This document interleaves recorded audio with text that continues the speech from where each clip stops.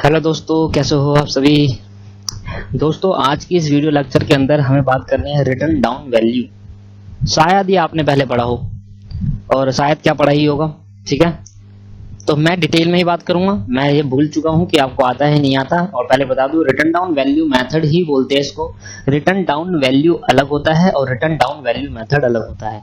Return down value का मतलब होता है कि जब हम कॉस्ट ऑफ एसेट में से डेप्रिसिएशन लेस कर देते हैं, उसको हम नाम देते हैं रिटर्न डाउन वैल्यू। और रिटर्न डाउन वैल्यू मेथड क्या होता है वो आप सीखते हैं। ठीक है, और रिटर्न डाउन वैल्यू को मेथड को हम दूसरे नाम से आते हैं डिमिनिशिंग बैलेंस मेथड और रिड्यूसिंग बैलेंस मेथड। ये मैंने आपको पहले ही बताया। अब ध्यान सुनना, लिखेंगे मेरे साथ साथ लिखेंगे, हेडिंग डाल दो रिटर्न डाउन वैल्यू मेथड और वो लिख देना ऊपर वाला, और साथ साथ मेरे साथ लिखना concept. Under this method under this method under this method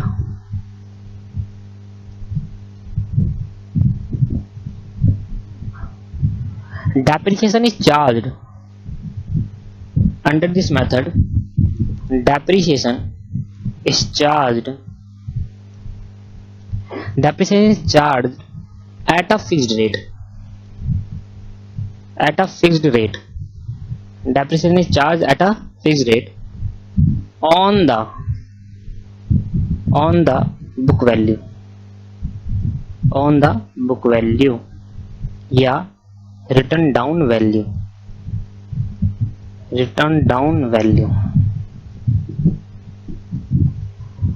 लो भाई, तो अंटिस मेथड के अंदर जो डेप्रिसिएशन होता है वो हमें चार्ज करना पड़ता है बुक वैल्यू और रिटर्न डाउन वैल्यू। और बुक वैल्यू और रिटर्न डाउन वैल्यू कैसे निकालते हैं दोस्तों, इधर देखिए सामने, बुक वैल्यू या WDV written down value, method नहीं, written down value, cost of asset minus depreciation of current year. और जो वैल्यू बच जाएगी उस वैल्यू पे डेप्रिसिएशन जो कैलकुलेट होगा वो इस वैल्यू पे कैलकुलेट होगा। Depreciation is calculated on book value. जो वैल्यू बच जाएगी उस पे आप डेप्रिसिएशन कैलकुलेट करेंगे। अभी तक क्या करते थे हम, डेप्रिसिएशन कैलकुलेट ओरिजिनल वैल्यू पे डेप्रिसिएशन लगाया करते थे। अब हम क्या लगा रहे हैं, बुक वैल्यू पे डेप्रिसिएशन कैलकुलेट कर रहे हैं। देखो डेप्रिसिएशन होगी, और ये कैसा आएगा, जब हम ये निकालेंगे दोस्तों, कॉस्ट ऑफ एसेट में से क्या माइनस कर देंगे, अब डेप्रिसिएशन माइनस कर देंगे, तब निकल के आएगा। यहां तक क्लियर होगी बात। और ये नॉर्मल थी, ये बात क्लियर हो गई आपको। अच्छा, तो आगे भी लिखते हैं अब इसके बारे में। आगे लिखते हैं, एक पॉइंट और लिखते हैं, और कह रहा है अ परसेंटेज। ये तो पहला पॉइंट हो गया। Second point, a percentage is known as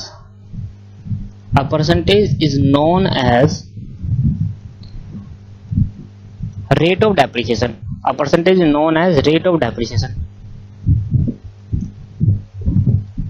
A percentage is known as rate of depreciation. जो भी परसेंटेज होता है उसको हम क्या बोलते हैं, rate of depreciation. Is applied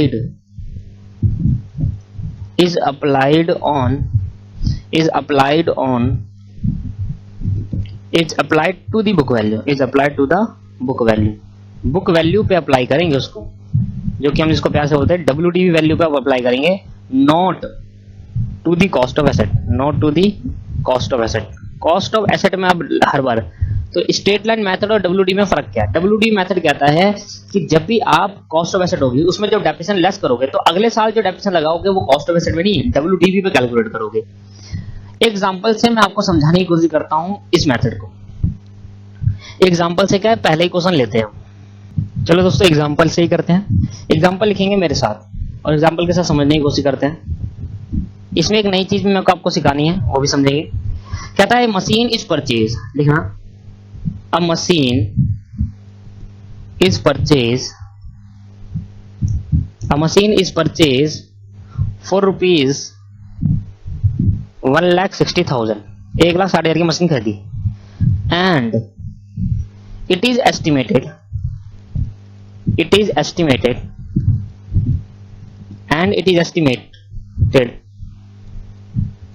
that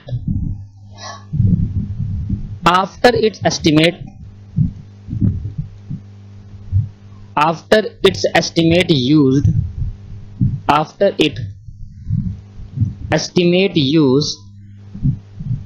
use करने के बाद आफ्टर एस्टिमेट यूजफुल, ऐसे लिखो, यूजफुल लाइफ इज 4 ईयर, इसकी लाइफ कितनी है, 4 साल। एंड इट्स स्क्रैप वैल्यू दोस्तों हुई भी 10,000, स्क्रैप वैल्यू हुई 10,000 रुपए। स्क्रैप वैल्यू कितनी है, 10,000 रुपए। It is decided to depreciate the machine, it is decided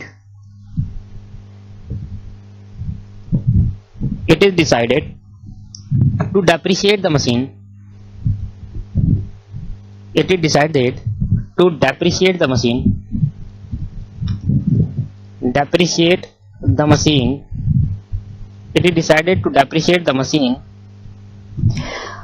it is decided to depreciate the machine on reducing balance method.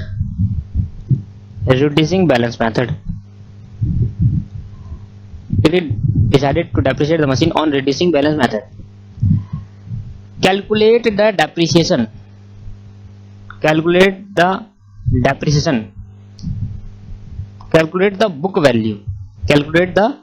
book value after 4 year, 4 साल बाद इसकी बुक वैल्यू क्या होगी। and also calculate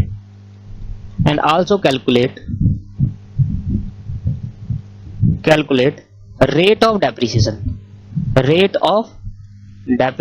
and also calculate rate of depreciation। ठीक है sir, ये आपके पास question है, तो इस क्वेश्चन का हमें आंसर देना है। कह रहा है एक मशीन खरीदी थी 1,60,000 की, उसकी एस्टिमेट यूजफुल लाइफ है 4 साल। मशीन खरीदी 1,60 की, लाइफ उसकी 4 साल है, स्क्रैप वैल्यू उसके बाद 10,000 है। कह रहा है रिड्यूसिंग बैलेंस मेथड से हम डेप्रिसिएशन लगा रहे हैं और कैलकुलेट कह रहा है कि भाई बुक वैल्यू निकालो। बुक वैल्यू मतलब रिटर्न डाउन वैल्यू बताओ, 4 साल बाद इसकी वैल्यू क्या होगी मशीन की, और रेट ऑफ डेप्रिसिएशन भी बताओ। तो 2 पूछे इसने चीजें। तो सबसे पहले लिखूंगा calculating the book value after 4 year. Calculating the book value after 4 year, 4 साल बाद इसकी बुक वैल्यू क्या होगी, ये हम कैलकुलेट कर रहे हैं। फिर रेट ऑफ डेप्रिसिएशन भी कैलकुलेट करेंगे। अब ध्यान सुनना, तो सर कॉस्ट ऑफ एसेट क्या होगी, कितनी खरीदी थी, 1,60,000 रुपए की, ये समझ में आ गया। 1,60,000 की मशीन खरीदी, इसमें अब लगाएंगे डेप्रिसिएशन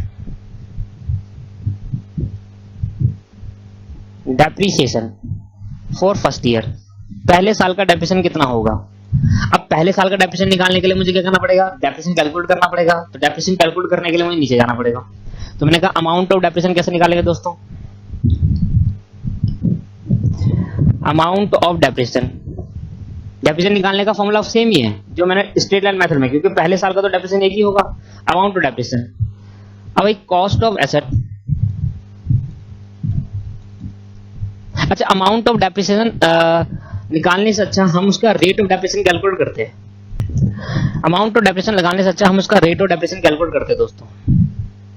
अच्छा छोड़ो, एक काम करते हैं, पहले कुछ सिंपल क्वेश्चन लेते हैं।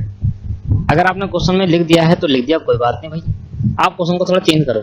यहां से also calculate the rate of depreciation हटा दो और लिखो rate of depreciation is equal to rate of depreciation. यहां पर लिखो रेट ऑफ डेप्रिसिएशन, आपको गिवन है। फिर अगले मैं बताऊंगा रेट ऑफ डेप्रिसिएशन कैसे कैलकुलेट करेंगे। रेट ऑफ डेप्रिसिएशन आपको गिवन है 20%। ठीक है सर, तो मैंने कहा फर्स्ट ईयर का डेप्रिसिएशन कितना होगा। फर्स्ट ईयर का डेप्रिसिएशन बता दो सर। 1,60,000 की आपके पास मशीन है, 20% दैट इज 32,000। पहले साल का डेप्रिसिएशन होगा 32,000, बच कितना गया। अब जो भी बचेगा उसको हम क्या नाम देते हैं, बुक वैल्यू या WDV, रिटर्न डाउन वैल्यू। और कितना बचा भाई, 1,60,000 में से 32,000 गए तो बचा 1,28,000। अब स्ट्रेट लाइन मेथड में क्या करते थे, फिर दोबारा जो 20% लगाते थे, फिर दोबारा जो डेप्रिसिएशन लगाते थे वो ओरिजिनल कॉस्ट पे लगाते थे इस पे। बट अब ऐसा नहीं होगा। रिटर्न डाउन वैल्यू कहता है कि हर बार डेप्रिसिएशन किस पर लगाओ, WDV पर, इसलिए इसका नाम पड़ गया WDV मेथड। अब मुझे डेप्रिसिएशन जो रेट है, डेप्रिसिएशन एट द रेट 20%, वो कैलकुलेट करना पड़ेगा इस पर। हर बार WDV पे कैलकुलेट करूंगा, हर बार WDV पर। ठीक है, तो भैया 1,28,000 का 20% आप देखो कितना है, 25,600। अब क्या बच गया 25,600 के बाद, तो 1,28,000 में से 25,650, तो 1,02,000 बच गया, 1,02,400। ये हो गया बुक वैल्यू, बुक वैल्यू या WDV। अब फिर दोबारा लेस करेंगे डेप्रिसिएशन। अब किस पे लगाऊंगा, ओरिजिनल कॉस्ट पे या रिड्यूसिंग बैलेंस मेथड है, मतलब बुक वैल्यू पे लगेगा 20%, बुक वैल्यू पे लगेगा। कॉन्सेप्ट का नाम ही यही है, WDV मेथड। क्या कहता है कि भैया under this method depreciation is charge, आप फिक्स रेट से चार्ज करेंगे किस पे, हर बार बुक वैल्यू, हर बार हमें डेप्रिसिएशन कैलकुलेट करना पड़ेगा। अब हम ये नहीं कह सकते पहले साल का जो डेप्रिसिएशन है वो हर साल वही रहेगा, नहीं, हर बार डेप्रिसिएशन कैलकुलेट करना पड़ेगा। अब क्वेश्चन थोड़े मुश्किल होने लगेंगे आपको। 20% ये आ गया 20,480, माइनस कर देंगे, तो माइनस करने के बाद है 81,920। तो कितने साल का डेप्रिसिएशन लगा दिया, ये फर्स्ट ईयर का, ये सेकंड ईयर का, ये थर्ड ईयर का डेप्रिसिएशन लग गया। तो पहले साल के बाद इतनी बची, दूसरे साल के बाद इतनी बची, तीसरे साल के बाद इतनी बची, WDV बची ऑन, WDV बची आफ्टर फर्स्ट थर्ड ईयर। अभी 4 साल बाद पूछी वैल्यू आफ्टर थर्ड ईयर, 4 साल बाद इसकी वैल्यू कितनी होगी, फिर लेस करेंगे डेप्रिसिएशन। और किस पर निकालूंगा इस बार डेप्रिसिएशन, सर हर बार आपको डेप्रिसिएशन कैलकुलेट करना पड़ेगा WDV पर, हर बार डेप्रिसिएशन कैलकुलेट करना पड़ेगा WDV पर। इसी का नाम है WDV मेथड। इस मेथड के अंदर इस मेथड के अंदर किस पर डेप्रिसिएशन कैलकुलेट करते हैं, WDV पर। 16,384, तो ये आ गई आपकी वैल्यू, बुक वैल्यू या WDV वैल्यू आफ्टर 4 ईयर, जो हमसे पूछी गई थी। लो सर, इतनी बात तो समझ में आ गई, बस आपके बाद अब कुछ नहीं करना, सीधा क्वेश्चन पे चलेंगे। पर उससे पहले मैं एक चीज सिखा दूं आपको।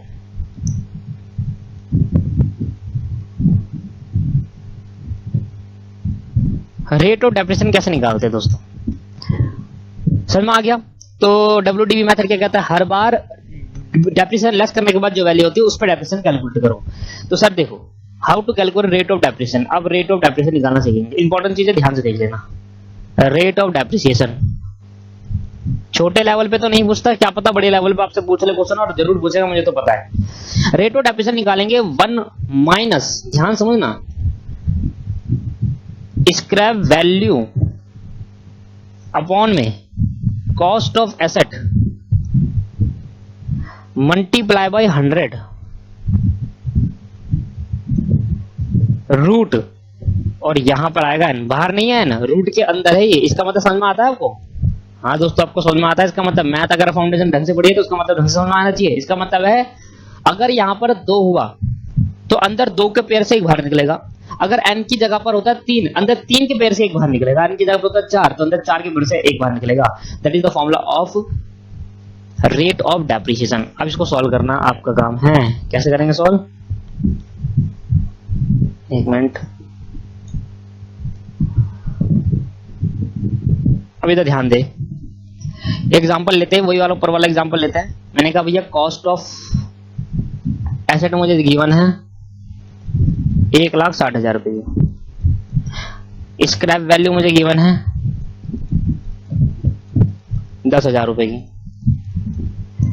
यूजफुल लाइफ मतलब एन डिनोट कर रहा है, इधर एन जो है वो डिनोट करता है यूजफुल लाइफ को। मैं लिख देता हूं, यहां पर लिख लेना आप, एन जो डिनोट कर रहा है एन, वो नंबर ऑफ यूजफुल लाइफ को डिनोट कर रहा है, यूजफुल लाइफ।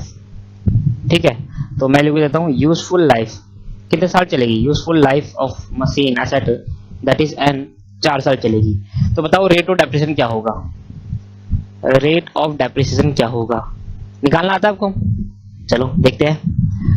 तो सर रेट ऑफ डेप्रिसिएशन निकालने के लिए हमें चाहिए फॉर्मूला। पहले तो क्या होता है फॉर्मूला, देखो ऊपर फॉर्मूला आता है सर 1 माइनस रूट में, अब इस फॉर्मूले स्क्रैप वैल्यू अपॉन में कॉस्ट ऑफ है, S for scrap value, C for cost of asset, multiply by 100, root के बाहर है 100, ठीक है, रूट के बाहर है। तो ये पहले ऐसे है, पहले तो ब्रैकेट लगा देता हूं, फिर आपको कंफ्यूजन आएगी कि ब्रैकेट लगाना बहुत जरूरी है इधर। ये पहले आपको अंदर वाला सॉल्व करना है, फिर जाकर बाहर मल्टीप्लाई बाय 100 करना है परसेंटेज में लाने के लिए, ठीक है। तो पहले अंदर वाला सॉल्व करेंगे, और यहाँ पर क्या था n था, यहाँ पर क्या था n। अब यहाँ पर मैं पुट करता हूँ वैल्यू, तो 1 माइनस स्क्रैप वैल्यू मेरे पे है 10,000, कॉस्ट ऑफ एसेट मेरे पे है 1,60,000, और इनटू ये हो गया मेरे पे n इंटू ये हो गया मेरे पे n मल्टीप्लाई बाई 100 और ये ब्रैकेट यहाँ लगा। ब्रैकेट का मतलब क्या है, पहले ब्रैकेट को सॉल्व करेंगे फिर जाकर जो बचेगा आंसर उसको 100 से मल्टीप्लाई करके परसेंटेज पे लेकर आएंगे। ध्यान सुनना आप। अच्छा n थोड़ा है, n की जगह पर तो 4 डाल दो। यूजफुल लाइफ कितनी है 4। लो भाई अब सोल्व कैसे करा जाए, पहले तो मैं 1 2 3 4 1 2 3 4 बच कितना गया 1 माइनस 1 अपॉन में 16 ये 4 बचा इंटू 100। ध्यान समझ लेना इसका मतलब क्या है, जिसको समझ नहीं आता। सर इसका मतलब है कि अंदर जो 4 है, रूट का मतलब क्या होता है, मैंने कहा 4 है, 4 का रूट कैसा आएगा 2। इसका मतलब क्या हुआ, अंदर आप दो दो के पेयर का एक बाहर निकालते हो। इसका मतलब यहां पर जब रूट लिखा होता है तो ये अजम्पशन मान लेते हैं कि अंदर यहां पर 2 है और लिखा नहीं जाता। रूट का मतलब ही 2 होता है, जब तो आप कहते हो 4 की वैल्यू 1/2, इसका मतलब रूट के अंदर जो है वो 2 ही है। अगर मैं कह रहा हूं यहां पर 8 है और अंदर दे रखा 3, तो अब इसका मतलब क्या है, अब आप 3 के पेयर पे एक बाहर निकालोगे सर, देखो 2 टू द 4 क्यूब रूट बोलते हैं इसको, है ना। और अगर यहां पर 4 है और यहाँ पर 16 है तो 2 इंटू 2 इंटू 2 इंटू 2 करके 4 के पेयर पे एक बार निकलेगा। तो देखो यहाँ पर तो 1 को मैं 4 बार लिख दूं तो कोई फर्क पड़ेगा, तो रूट 1 का तो 1 ही होता है। तो 1 इंटू 1 इंटू 1 इंटू 1, ठीक है। और नीचे 2 इंटू 2 इंटू 2 इंटू 2, ठीक है। और ये क्या बच गया दोस्तों, ये आ गया 4। इसको सॉल्व कर दिया हमने, मल्टीप्लाई बाय 100। अगर आप ध्यान से देखो तो मैंने यहां पर लिख दिया 1 की पावर 4 और यहां लिख दिया 2 की पावर 4। और देखो जो रूट में होता है, जैसे हमने इसका जैसे इसको हम लिख सकते हैं 8 की पावर 1/3, तो रूट के अंदर जो होता है वो अपॉन में चले जाता है, वो पावर में। तो अगर आप फाउंडेशन पढ़ के आए तो ढंग से करा होगा, तो 1/3 मल्टीप्लाई बाय 100, सॉरी 1/3 नहीं 1/4। तो अब आप देखो तो सिंपल तरीके से बन गया 1 माइनस 1/2 की पावर होल की पावर 4 कर दूं और बाहर पे क्या था 1/4, सो 4 4 कैंसिल। या फिर आप डायरेक्ट कर सकते थे, डायरेक्ट रूट हटाते 1/2 लिख देते, ठीक है। इससे डायरेक्ट कर सकते थे, क्या करते हैं, कहते हैं भाई 4 का 1 के 4 पेपर है, 4 पेपर है इसलिए 1 आ गया, और 2 के 4 पेपर इसलिए 1/2 से डायरेक्ट 1 आ जाता। ठीक है मेरे दोस्तों। अच्छा लो भाई, तो ये आ गया आपके पास सीधा 1/2। एक में से अगर आधा जाएगा तो क्या बच जाएगा मेरे दोस्तों, आधे बचेगा। एक में से आधा गया तो क्या बचेगा, आधा बचेगा। Multiply by 100 that is 50%। तो ऐसे हम कैलकुलेट करेंगे आपका डेप्रिसिएशन। ठीक है हमारे भाई, चलो आगे क्वेश्चन देखते हैं, एक और एग्जांपल करते हैं, इस पर थोड़ी मेहनत करते हैं क्योंकि पेपर में आने के चांसेस है इसके। एग्जांपल नंबर 2 देखो भाई, cost of asset. Cost of asset आप लिखो, लो भाई, तो कॉस्ट ऑफ एसेट आप लिखना 3,20,000 रुपए की, और स्क्रैप वैल्यू आप लिखो 20,000, और यूजफुल लाइफ आप लिखो जो कि हमारा एन होता है वो 4 साल है। जल्दी से रेट ऑफ डेप्रिसिएशन कैलकुलेटर दिखाओ, आपके पास 5 मिनट है, 5 मिनट में वेट कर रहा हूं जब तक मैं फॉर्मूला लिख रहा हूं, आप रेट ऑफ डेप्रिसिएशन निकाल के दिखाएंगे। कैलकुलेटर में निकाल के दिखा दे जल्दी से। Rate of depreciation is equal to 1 minus scrap value upon में कॉस्ट ऑफ एसेट, इधर एन इंटू ब्रैकेट में इंटू 100। तो सर रेट ऑफ डेप्रिसिएशन आपके पास कितना आ गया, तो 1 माइनस स्क्रैप वैल्यू आपके पास कितना है 20,000, आपके पास कितना है ये 3,20,000, और यहाँ पर रूट में आपके पास आ गया 4 is equal to multiply by 100। तो ये बच गया 1 डिवाइड बाय, ये आ गया 1/16, अंदर सोल्व करा तो क्या है 1/16। ये सेम प्रोसीजर मैंने क्या, मतलब 16 को मैं कितनी बार लिख सकता हूँ, 1 अपॉन में 2 इंटू 2 इंटू 2 इंटू 2, डायरेक्ट भी कर सकते हो दोस्तों आप, इंटू 100।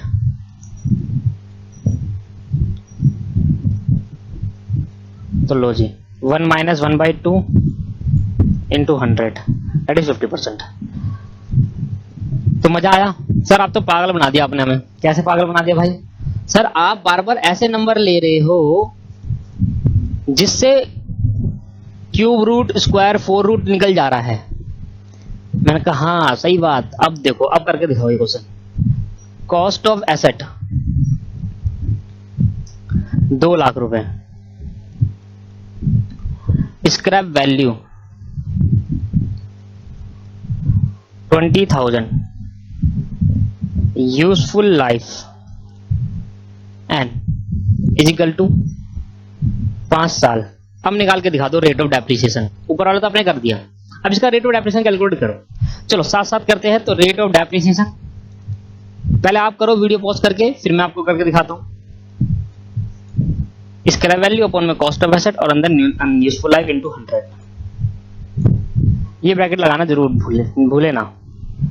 लो सर, तो मैंने कहा सर 1 लाख, यहाँ पर मेरा एन है 5 साल, ये मेरा आ गया 20,000 और यहाँ पर मेरा आ गया 2 लाख रुपए इंटू 100।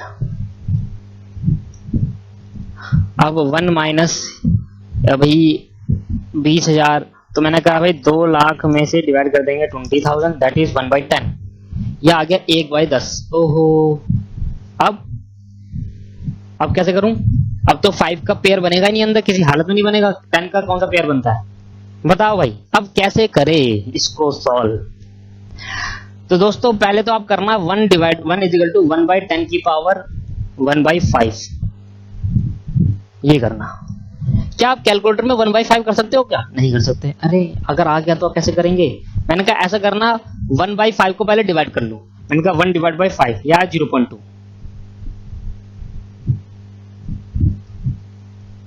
कह रहे आप कैसे करेंगे? मैंने कहा पहले अंदर का भी कर लेना साथ के साथ।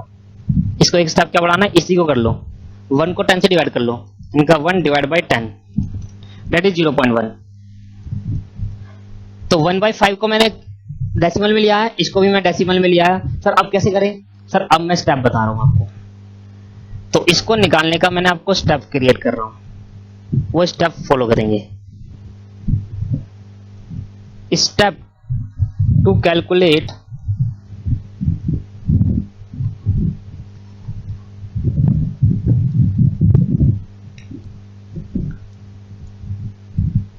Calculate when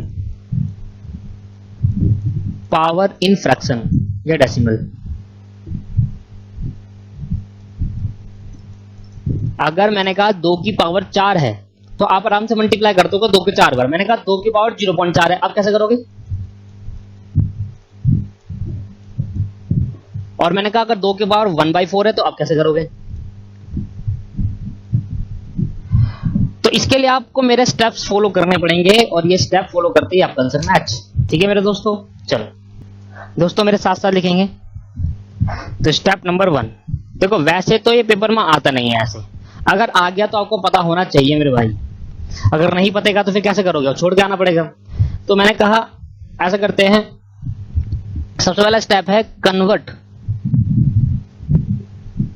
the fraction power into decimal.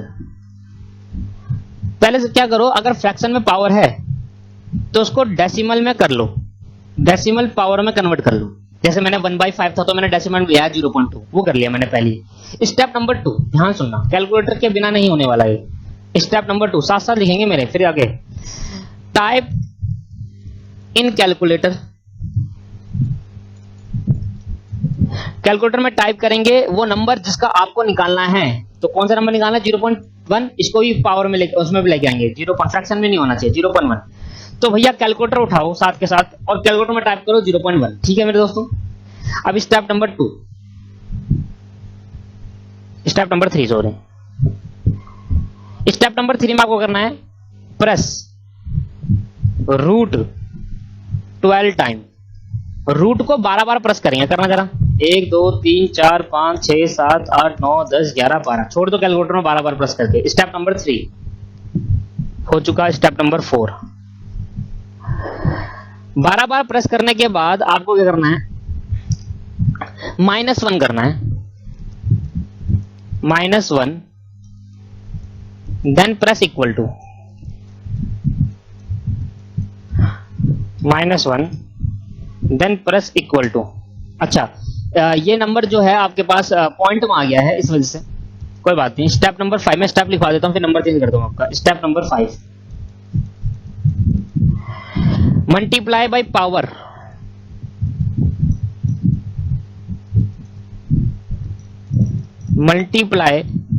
By power, जो भी पावर है उससे मल्टीप्लाई करना है, जो हमारे केस में 0.2 है, and then plus equal to, फिर उसके बाद इक्वल टू कर देना है, मल्टीप्लाई बाय पावर कर दिया मैंने। स्टेप नंबर 5 हो चुका 6। इसके बाद क्या करना है आपको, multiply by power then equal to, उसके बाद करना है +1। आपको 1 प्लस कर देना उसमें जो भी नंबर आया, 1 plus 1 then equal to, then press equal to, +1 करके क्या करना है, इक्वल टू प्रेस करना है। ठीक है, मैंने 1 प्लस कर दिया। लो भाई, आपकी वैल्यू वापस पॉजिटिव आ गई। Step number 7। स्टेप नंबर 7 में आपको क्या करना है दोस्त,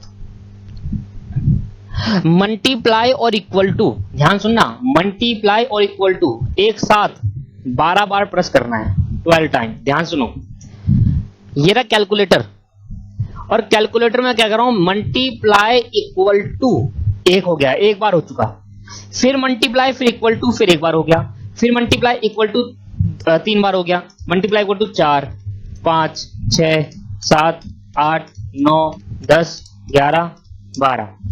आपको ऐसा नहीं करना कि 12 बार पहले मल्टीप्लाई करो फिर equal to, multiply equal to दोनों एक साथ दबाओगे तब 1 टाइम होगा। तो ये आपके पास आया 0.63, और जो भी आपके पास आंसर आया है 0.63, जो आंसर आया हमारा इसका वो आया 0.6310। तो यही इसका क्या होगा, यही दोस्तों इसका होगा आपके पास आंसर। इधर सिर्फ इसका आंसर क्या हो जाएगा दोस्तों, 1 - 0.63, डायरेक्ट आंसर निकल गया। और इसके बाद क्या कर दूंगा, मल्टीप्लाई बाय 100, तो 1 - 0.63 करना, 1 - 0.63 और मल्टीप्लाई बाय 100 करना, दैट इज 37%। आया समझ में? सर ये प्रूफ करके दिखा दो, ये सही है। मैंने कहा ठीक है, प्रूफ करके दिखाता हूं। सबसे पहले एक एग्जांपल लेंगे छोटा सा। देखो दोस्तों, आए या ना आए पेपर में, अगर फॉर्मूला है तो सोचो ना, अगर फॉर्मूला जरूरी है हर बार आपके पास 4 का क्यूब रूट बन जाए या स्क्वायर रूट बन जाए, हर बार ये हो जाए, ऐसा जरूरी तो नहीं है। क्या पता ऐसा आ जाए, तब उसके इसके अंदर क्या करोगे, ये करोगे, बहुत सिंपल स्टेप है, 4 क्वेश्चन करोगे अपने आप आ जाएगा। मैंने आपको ये करके दिखाया था अभी, 1/16, 1/16 क्या आया था, 1/16 क्या आया था, ये आया था ना 1/16, 4 की पावर थी, और ये 1/2 आया था, इसका मतलब 0.5 आया। तो ये मेरा आंसर आया था, इसका ध्यान से देखना। मैंने कहा ये मेरे पास क्वेश्चन था 4 रूट में 1/16, और इसका आंसर आया था मेरा 1/2, ये आया था ना। अच्छा, इसको मैं सबसे पहले मैंने क्या करा, पहले 0.1/16 को, 1/16 को मैंने इसको कर दिया सॉल्व, तो अंदर बचा 0.0625 अंदर वाला, और इसकी जगह में लिख दिया 1/4, इसका आंसर भी तो यही आएगा। अच्छा, 1/4 को भी फ्रैक्शन में लिया 0.0625, बस मैं प्रूफ करके दिखा रहा हूं कि ये मेरा आंसर सेम आएगा, 1/4 दैट इज 0.25, और इसका आंसर क्या लिख सकता हूं, 0.50। देखो अब मेरा यही आंसर आएगा इसका, देखो 0.50 आएगा, और 0.50 को मैं 1/2 लिख सकता हूं। देखो अब सबसे पहले कैलकुलेटर में प्रेस करेंगे, एक एक करके कैलकुलेटर में प्रेस करेंगे 0.625, ये वाला टर्म कैलकुलेटर में ये टर्म प्रेस करेंगे, और मैं 0.50 ले आएगा आंसर। देखो कैलकुलेटर में प्रेस करके मैं स्टेप मारा, सामने देखेंगे भाई, कैलकुलेटर में प्रेस करेंगे, टाइप इन कैलकुलेटर, ये जो था वो तो था क्या, नंबर जो हमें करना है, जिसका हमें कैलकुलेट करना है। अब 12 बार रूट दबाएंगे, 1 2 3 4 5 6 7 8 9 10 11 12, आप भी दबा दो 12 बार रूट और चेक कर लो, 0.99932332749 यही आ रहा है। फिर -1 कर देंगे और इक्वल टू दबा देंगे, तो आपके पास आ रहा है -0.000667251, यही आ रहा है। मल्टीप्लाई कर देंगे पावर से, हमारी पावर क्या थी देखो जरा, हमारे इसमें पावर थी 0.25, देखो पावर क्या है 0.25, तो मल्टीप्लाई कर देंगे पावर से। अब पावर से मल्टीप्लाई कर देंगे, मल्टीप्लाई दबाओ और 0.25 दबाकर इक्वल टू दबा दो, आपके पास आंसर आ रहा है -0.000169168112, ये आ रहा है दोस्तों। उसके बाद +1 करके इक्वल टू दबाएंगे, अब आपका आंसर आ रहा है 0.99983083188, +1 इक्वल टू दबाने के बाद फिर लास्ट टर्म क्या है, मल्टीप्लाई इक्वल टू 12 टाइम, तो 1 2 3 4 5 6 7 8 9 10 11 और 12, ये आपके पास देखो 0.50008 आ रहा है, तो 0.5 आ रहा है, देखो आ गया ना 0.50, तो पूरा आंसर करेक्ट आ गया मेरा कैलकुलेशन सॉल्व करने में 0.50। एक और करके दिखाया आपको, एक और एग्जांपल करके दिखाते हैं, और ये सिंपल एग्जांपल है। मैंने कहा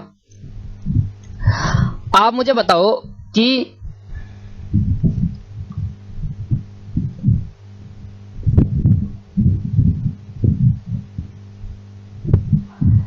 आप मुझे बताओ दोस्तों 25 का रूट क्या होता है, 5 होता है, अच्छा 25 को कैसे लिख सकता हूँ, 1/2 है ना, रूट का मतलब क्या होता है 1/2, तब भी आंसर 5 आएगा। देखो 5 का स्क्वायर और 2 से 2 कैंसिल आउट हो गया तो 1/2 और 5 ही आया। अब मैं इसको लिखता हूँ 25 की पावर 0.5, तो अभी भी तो क्या आएगा 5 ही आएगा ना भाई। अब देखो मेरा फॉर्म बन गई। अब मुझे देखो अगर ये होता तो सॉल्व कर लेते, अगर पावर डेसिमल या फ्रैक्शन में हो, अगर पावर डेसिमल या फ्रैक्शन में हो तब कैसे सॉल्व करेंगे। मान लो 25 की पावर 1/2 है, 1/2 का तो 0.5 होता, कैसे करेंगे सॉल्व, तो नहीं कर पाएंगे, इसलिए कैलकुलेटर। अब मैं आपको अगर ये होता तो ये सिंपल है, डायरेक्ट मैं से ये बना देता, 25 का रूट 5 होता है। मैं आपको प्रूफ करके दिखा रहा हूं कि अगर पावर डेसिमल होती तो 5 आएगा ही आंसर। सबसे पहले क्या करेंगे, 25 कैलकुलेटर में प्रेस करेंगे, 0.5 पावर देख लेना, ठीक है 0.5 पावर। कैलकुलेटर में 25 प्रेस करने के बाद 12 बार रूट दबाएंगे, 1 2 3 4 5 6 7 8 9 10 11 12 दबा दिया। उसके बाद -1 कर देंगे और इक्वल टू दबा देंगे। ये आपके पास आ रहा है 0.0003078616722, ये आ रहा है। मल्टीप्लाई पे कर देंगे पावर से, और पावर थी हमारी कौन सी, पावर देख लो क्या है, पावर है आपके पास 1/2 मतलब 0.5 आपकी पावर है, तो 0.5 आपकी पावर है, इक्वल टू दबा देंगे। फिर +1 करेंगे इक्वल टू, फिर क्या करेंगे मल्टीप्लाई इक्वल टू 12 टाइम, 1 2 3 4 5 6 7 8 9 10 11 और 12। आपके आंसर क्या आ रहा है 5.00015 है, तो आपके आंसर आ गया 5। देखा आ गया ना।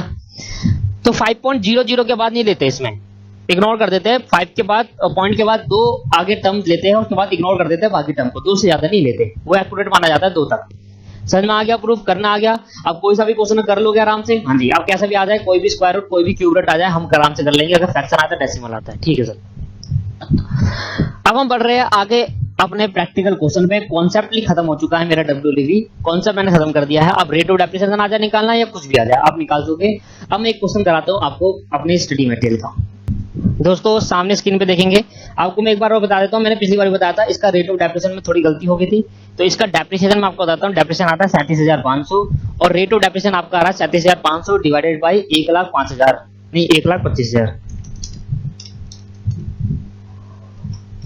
37,500 आपका डेप्रिसिएशन आया, और नीचे वाले का डेप्रिसिएशन है 2,50,000 प्लस 30,000 माइनस 56,000 और डिवाइडेड बाई 5, यह है 44,800। कैसे करेंगे दोस्तों, मैं बता देता हूं। इन दोनों को पहले ऐड करना है। देखो कॉस्ट ऑफ मशीन और आपके पास कैपिटलाइज जो एक्सपेंडिचर हुआ, तो 2,50,000 प्लस 30,000, ये आपके पास 2,80,000 माइनस 56,000 कर देंगे एस्टिमेट स्क्रैप वैल्यू, इसको माइनस कर देंगे इसमें से। माइनस करने पे आगे आपका आ गया टोटल, और डिवाइड बाय क्या कर देंगे number of year life, divide by कर देंगे 5, तो है 44,800। और 44,800 का अगर रेट ऑफ डेप्रिसिएशन निकालना तो 44,800 डिवाइड बाय 2.5 लाख, 2.5 लाख नहीं 44,800 डिवाइड बाय 2,80,000, तो मल्टीप्लाई बाय 100, तो इसका रेट ऑफ डेप्रिसिएशन आ रहा है 16%। ये दो में थोड़ी मिस्टेक है आपकी बुक में, स्टडी मटेरियल में, और बाकी सब ठीक है। तो यहाँ पर मैंने ठीक कर लो, आप इसके हिसाब से चेंज कर लो क्वेश्चन के हिसाब से। और आपके पास आ रहा है 1,05,000 प्लस 20,000, तो 1,25,000 आ गया, तो 37,500 divide by 1,25,000 into 100 that is 30%। तो इसका रेट ऑफ डेप्रिसिएशन 30% है, वाले वाले का जो बताया था वही सही है, ठीक है। इसको एक बार फिर चेक कर लेना आप। बाकी आगे बढ़ रहे हैं हम, हमने स्ट्रेट लाइन मेथड खत्म कर लिया था पिछली क्लास के अंदर। आज हमें क्या करना है दोस्तों, WDV method.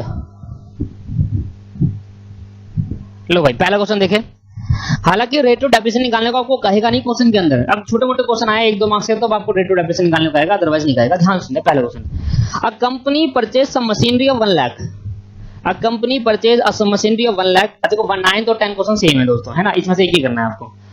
A company purchase of machine 1 lakh की मशीन कर दी on 1 April 2011, it charge depreciation 10% on a reducing balance method WDV every year on 30 March सितंबर 2005 a part of machine was sold 14,000। A part of machine, कुछ machine का part बेच दिया, and the original cost of machine, जो machine की original cost थी, वो original cost मतलब जब खरीदी थी तब की कॉस्ट है, ये उसकी नहीं है जिस दिन बेची, जब खरीदी तब की कॉस्ट 20,000 पे। कैलकुलेट द प्रॉफिट और लॉस ऑफ द मशीन थी, ठीक है। तो हमें प्रॉफिट और लॉस कैलकुलेट करना है मशीन का, जो देखी मशीन है। तो मैंने कहा क्वेश्चन नंबर मेरा बनाएगा 9 और 10, दोनों एक ही क्वेश्चन है। तो मैंने कहा देखो सबसे पहले कैलकुलेटिंग द प्रॉफिट और loss of saleable machine, saleable machine जो मशीन बेच रहा हूं उसी का निकालूंगा। अच्छा तो मुझे बताओ original cost of saleable machine कितनी थी, 20,000 रुपए जब खरीदी थी इसकी machine cost. Original cost of saleable machine किस तारीख को? ऑन 1 अप्रैल। कब खरीदी थी सारी मशीन? 1 लाख। कितनी की मशीन खरीदी थी? 1 लाख। तो इसी 1 लाख में से तो है ही 20,000। तो 1 अप्रैल 2011 को खरीदी, कितने की? 20,000 रुपए की। जो भाई जो मशीन मैं बेच रहा हूं उतने का, और बाकी जो मशीन बच गई है उसमें तो डेप्रिसिएशन लगेगा ही। ठीक है, लेस कर देंगे डेप्रिसिएशन। डेप्रिसिएशन बता दो, डेप्रिसिएशन कितना है? At the rate 10%। किस पे लगेगा? हर बार वैल्यू पे। 10,000 का 20,000 का डेप्रिसिएशन कितना हो गया भाई? 2,000 रुपए। माइनस कर दिया तो बच कितना गया? 18,000 रुपए। इसको क्या बोलेंगे? WDV या बुक वैल्यू। WDV ऑन 31 मार्च 2012 को। फिर लगाएंगे लेस डेप्रिसिएशन। अच्छा, 31 मार्च की जगह 1 अप्रैल लिख लो। साल के शुरू में कितने बच गए? अगले साल के शुरू में 1 अप्रैल 2012। लेस डेप्रिसिएशन लगाएंगे। अच्छा, मैंने बता दो मशीन कब बेची है? मशीन बेची है 30 सितंबर 2015 को। तो भाई तब तक डेप्रिसिएशन लगाते जाओ। Less depreciation at the rate 10%। अब बताओ किस पे लगाऊं 10% डेप्रिसिएशन? 18 पे लगाएंगे दोस्तों। ठीक है मेरे दोस्त, 1800 आ गया। माइनस कर देंगे तो 16,200 आया। अब ये 16,200 को क्या बोलूं? WDV ऑन 1 अप्रैल 2013। अभी 13 है, 15 पे जाना है। फिर less depreciation at the rate 10%। किस पे दोस्तों? 16,200 पे। हर बार WDV पे लगेगा। 1620 माइनस कर देंगे, जो भी आया 14,580। इसको क्या बोल देंगे? रिटर्न डाउन वैल्यू ऑन 1 अप्रैल 2014। अभी 14 आया, 15 पे। Less depreciation at the rate 10%। किस पे? 14,500 पे, 580 पे 10%। यह है 1458। माइनस कर देंगे 13,122। 13,122। इसको हम नाम देंगे WDV ऑन 1 अप्रैल 2015। यहां बेची है 15 में, 30 सितंबर को बेची है। सर 30 सितंबर को बेची है तो 30 सितंबर तक का डेप्रिसिएशन चार्ज करेंगे। डेप्रिसिएशन अप टू 30 सितंबर। अब निकालना जरा, किस पे लगेगा? 13,122 पर। कितना परसेंट? 10%।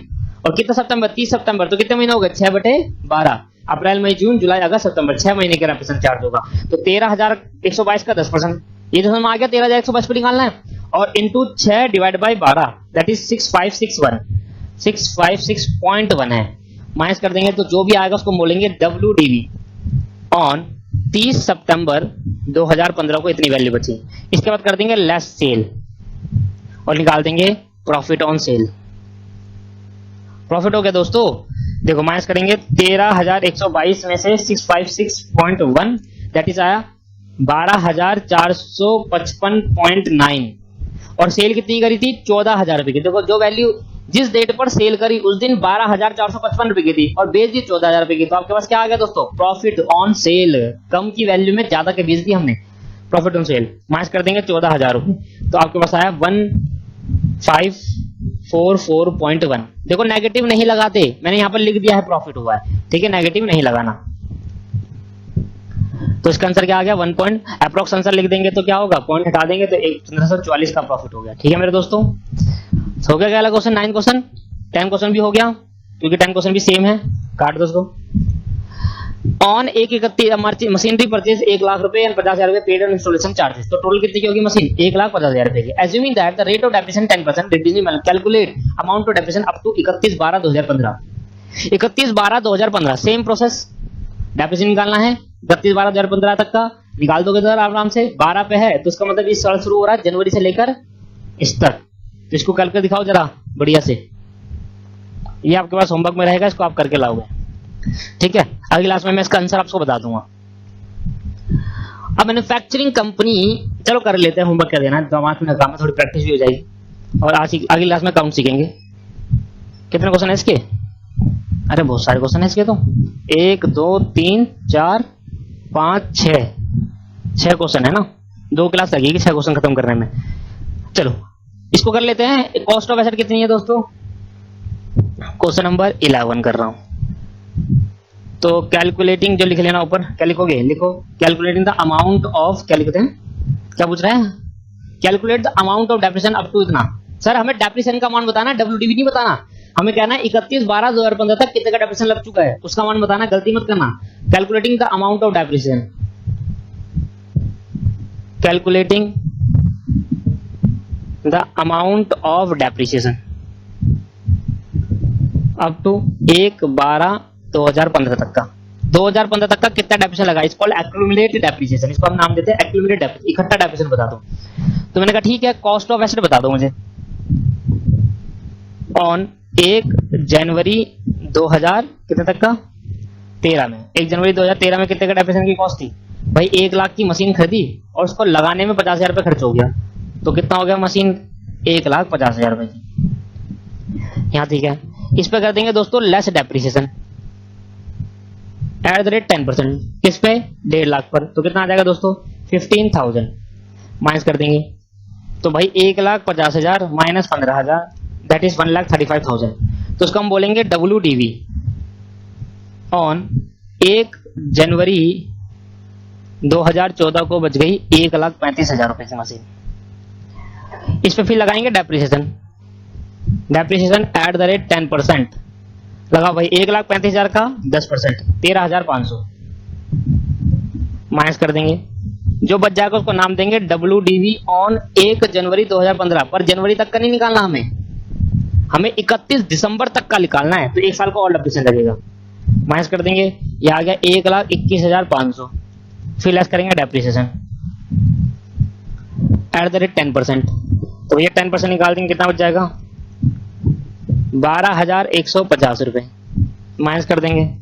अब वैल्यू जो आई इसको हम नाम देंगे WDV written down value, book value मतलब ऑन 1 जनवरी 31 दिसंबर, जनवरी 16 लिखने से अच्छा हमें दिसंबर तक निकालना है तो दिसंबर लिख दो, 31 दिसंबर 2015 को ये बच गई आपके पास 1,09,350। हमें ये नहीं चाहिए था, हमें चाहिए था टोटल डेप्रिसिएशन, हमें चाहिए टोटल डेप्रिसिएशन अप टू 31 दिसंबर 2015, जोड़ो जरा सबको, कितना डेप्रिसिएशन चार्ज करा, पहले 15,000 करा, फिर 13,500, 15,000 प्लस 13,500 प्लस 12,150, दोनों को जोड़ देंगे, हम कहेंगे भाई डेप्रिसिएशन 31 दिसंबर तक कितना डेप्रिसिएशन लग गया, 15,000 13,500 और 12,150, यह आ गया 40,650, टोटल डेप्रिसिएशन इतना चार्ज हो चुका है दोस्तों आपके पास। ठीक है भाई, तो नेक्स्ट क्लास में मैं आपको अकाउंट बनाना सिखाऊंगा, क्या कह रहा है गिव मशीनरी अकाउंट अब बोल रहा है, तो नेक्स्ट क्लास में अकाउंट बनाना, अकाउंट तो आते ही बता, वैसे ये सेम, बस कैलकुलेशन अब अलग तरीके से हुई थी।